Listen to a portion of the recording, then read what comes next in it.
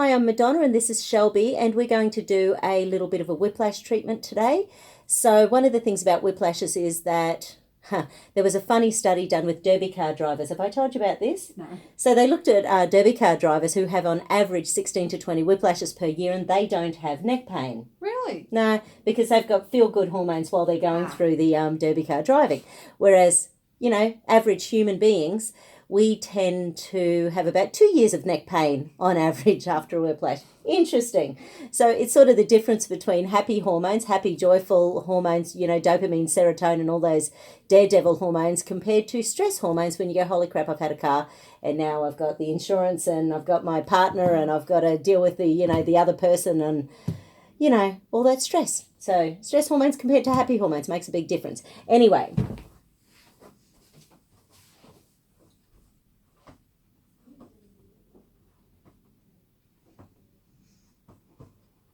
I know that's a weird little thing. That's just saying, okay, brain, okay, heart, what have you got for me? So we're just trying to do it both logically and emotionally. That's all I'm doing there. It's a Bodytalk technique. I'm thinking, what technique is it? I think it's a Bodytalk technique. So what I'm going to do firstly is there's the neck muscles. I want to check all the anterior flexors. So what I do first, lift the head, hold up, don't let me push down. Hold up. Okay, not too bad, not 100%. And turn it 10 degrees and hold up. Okay, turn it 45 degrees and hold up. Wow, they're getting worse out the side. Hold up for me, that's at 10 degrees and hold at 45. So none of them are optimal. The front one is actually, funny enough, the classic whiplash muscle, it's actually, these ones are working well together. Now, in Chinese medicine, the neck muscles relate to the stomach meridian, so I'm also going to check pec major clavicular because that also relates to the stomach. From the front on, it's this test going down and out. So hold up, I'm coming down and out. Not too bad. Hold up, coming down and out. Oh, right side. Was the right side weaker when we just did the neck muscles? It might have been. Okay, so certainly on one side of the body. And of course, it depends on how we do a whiplash as to which muscles will be the worst. So someone I did earlier on today had a whiplash on Saturday. So what's today? What is today? Wednesday. So only 4 days ago. I don't know. Anyway, today's Wednesday. She did it on Saturday. And there was only one on the right side, but she's got a big lump on the back of the neck. So it was only the 45 degrees on the right side. So rubbing this little spot sends lymph to the pec claviculars as well as the neck flexors. This is just running the stomach meridian. You don't need to do with this with a whiplash correction. I just do it because I can. And then the next little spots I'm going to hold are the ESR spots directly between the eyebrows and the hairline, really lightly until they start to pulse.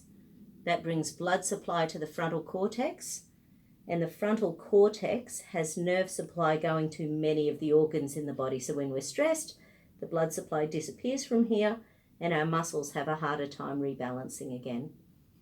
Beautiful, pulsing nicely. So now let's just recheck. So lifting, hold up for me, hold, going at 10 degrees and hold, going at 45 degrees and hold, going at 10 degrees and hold, going at 45 degrees and hold. So that's got the neck muscles up and running. We'll check the right pec clavicular. Hold, I'm going down and out. Perfect. Now, hold down, don't let me lift up, and hold and head up again, and don't let me push down. And that is a classic whiplash. So because we had the front neck muscles working, we activated the neck muscles at the rear, which basically that is the core that happens in a whiplash. It gets switched on 100% and it switches off other muscles at the front of the neck. So therefore your body ends up tensing. And what can happen, and this is appropriate for you, what can end up happening with a whiplash, it can cause a ricochet down the spinal cord. So some studies have been shown that people with fibromyalgia and chronic fatigue, 20 years down the track, it's just developing this low-level inflammation because the spinal cord has never been fully relaxed after the accident. So So that showed up as a classic whiplash because we activated it. Once again, I'll do it again. Hold down for me and then head up and hold up. And now we'll probably see all the neck muscles unlock again. And hold, maybe not. No, that one's okay. Hold up. No, that's okay. Okay, so it's only the center one this time. So it's the opposite to before. That's interesting. So the correction for a whiplash. Okay, so what we need to do is switch down the muscles at the back. So there's this thing called push to mush. So basically in the center of the belly of the muscles, there's these things called spindle cells. When we push into the belly of the muscle, we're relaxing, we're telling the muscle to reset the spindle cells. So a muscle that's used to being really tight can start to relax. So that's what we've got to do on the neck at the rear, so the posterior neck extensor. So I'm doing little tiny pinches the whole way up that posterior neck. So from the outer coming back into the neck, which I imagine feels quite nice. I won't complain. Yeah. And then I turn the neck on the side, and this time we're doing lengthen to strengthen. So basically that's stretching the muscle fibers, and that helps to reset the muscle to be stronger. So push to mush, lengthen to strengthen. Gotta love those classic little things that help you remember stuff. And again, hold down for me and head up, and don't let me push down. Perfect. Now, because this has been a long-term whiplash, I want to check if the jaw's involved.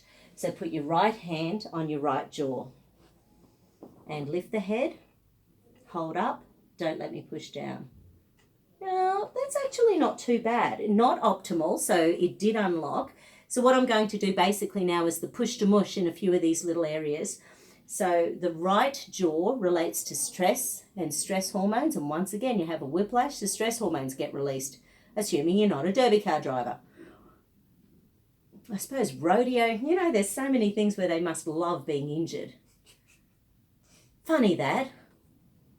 Okay, so, and I'm also doing the little muscles around the ears. So I'm doing the push to mush on there.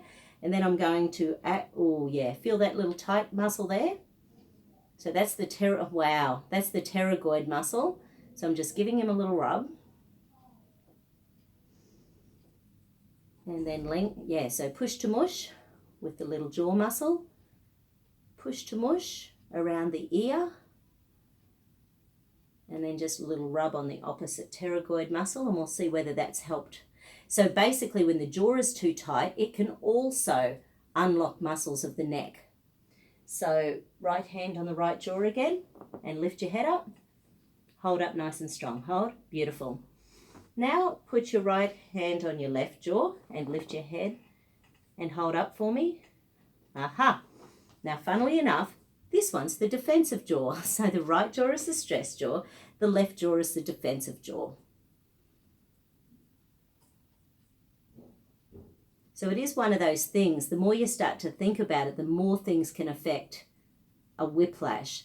Because if that spinal cord, ricochet happens and we don't get it sorted, so people who do say sacral occipital technique can really help, because when I do NOT for, a huge NOT session, I will always start at the tailbone and make sure the tailbone isn't jammed, because, I'm stretching the neck and I'm pushing on the neck, and then I'm stretching the neck again.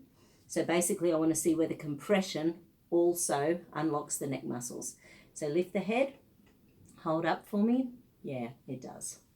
So the body doesn't like it when the head gets heavy. Hold up. And 45, hold. Yeah, they're okay. It's interesting, isn't it? Different things are throwing different muscles. So this time it's just the ones at the front. So I'll do the little push to mush again.